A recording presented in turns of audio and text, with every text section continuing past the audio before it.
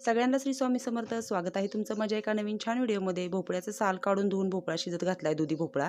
डाळ वगैरे काय त्याच्यात घातली नाही, मी नुसता भोपळाच घातलेला आहे. आणि इकडे मटकी आणली मी मोडाळली बाजारातून.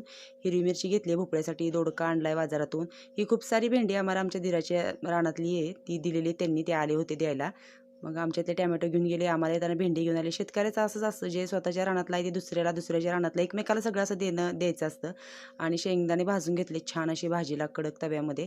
टॅमॅटो तेवढे परत आलेत बाजारातून. आज काय टॅमॅटो जास्त विकले गेले नाहीत. आत्या कोथिंबीर निवडतायत. मला ना एका शेजारच्या ताईंनी 3-4 पेंड्या देऊन टाकल्या होत्या, कारण आता खूप सारी कोथिंबीर, मेथी, शेपू, सगळ्या पालेभाज्या पण स्वस्त झाल्यात. हे तिकडे गप्पा मारत बसलेत दोघंजण, मामा आणि हे. आणि इकडे बसलेले आहेत काळ्या, ससा, सगळेजण असे निवांत बसलेले आहेत.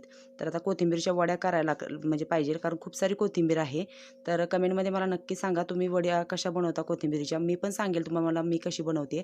तर ही भेंडी कशी वाटली ते मला नक्की सांगा. भोपळा शिजला, कोवळा भोपळा होता, लगेच शिजला. मी काय केलं, पाणी बाजूला काढून घेतलं आणि असं छान तांब्याने गरगटून घेतला, कारण आमच्याकडे गरगटून भाजी आवडते. त्याच्यासाठी मी हिरवी मिरची टेचून घेतलेली आहे. नुसती हिरवी मिरची आणि मीठ घालून टेचले, आणि लसूण घालणार आहे मी फोडणीला.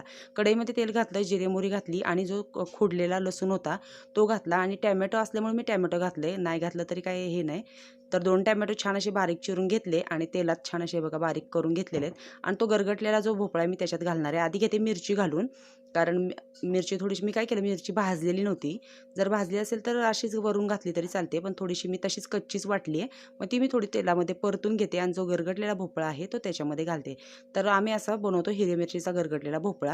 ह्याच्यात तूर डाळ, मूग डाळ, मटकी डाळ, कोणतीही डाळ घालू शकता. मी डाळ घातलेली नाही, कारण मग खूप होतं, एवढी भाजी संपत नाही, म्हणून मी डाळ विदाऊट डाळचाच बनवत आहे. आणि जर तुम्हाला मिळून जास्त घट्ट करायचं असेल तर थोडंसं बेसन पीठ पण आमच्याकडे घालतात, किंवा ज्वारीचं पीठ. पण मी आता कोणतंच घालणार नाही आहे, कारण मिळून आलाय छान असा मी गरगटून घेतलेला. आणि टॅमॅटो पण भरपूर आहे, त्याच्यामुळे भाजी छान अशी होती. मला खरं तर सांबार पण बनवायचं आहे. भोपळ्याचं सांबार खूप छान होतं. एक भोपळा राहिला, मी त्याचं सांबार बनवीन, आणि ती पण रेसिपी तुम्हाला मी नक्की दाखवीन करून.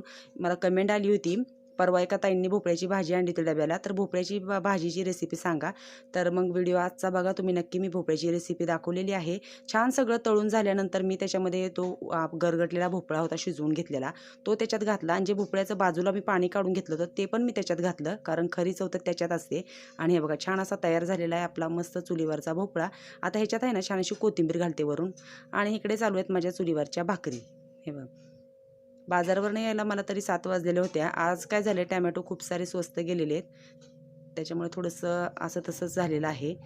म्हणजे 10 कॅरेट आम्ही नेलते मामांनी. मी आत्यांची खूप सारी कोथिंबीर झालेली आहे निवडून. भोपळा तयार झाला आहे. मी काय केलं, वरून कोथिंबीर टाकली चिरून आणि खाली उतरून ठेवला आहे. आता मामा आणि गणेश बसले जेवायला. मामांना भूक लागली आहे, कारण सकाळी जेवून गेले.